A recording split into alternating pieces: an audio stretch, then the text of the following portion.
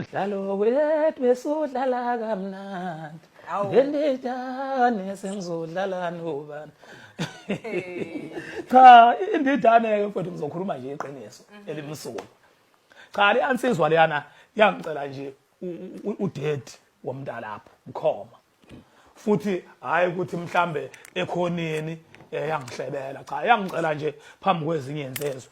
Yathi Mgube mfowethu ibhova selingishiyile ekade ngitalabhana nalo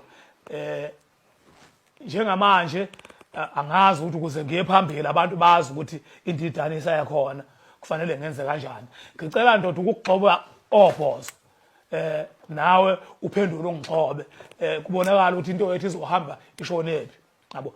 Ngokuthi ke ngangimazi ukuthi umuntu nayo lento lokuthi meshinto abantu beyinaka ukuthi indidane ithi yabo kanti vele nebhova nalo kahle lingithwese lonto leyo ngayinqaba leyo yabo ngayinqaba ngathi cha mfowethu ngiyacela nje asiyeke lento ngoba njengamanje nje angiboni ukuthi khona umuntu engophinde futhi ngithi ngifuna ukuthi ngenze naye lento ngoba akuyona into elula into esebenzisana kabuhlungu noma uyosebenza uyabona.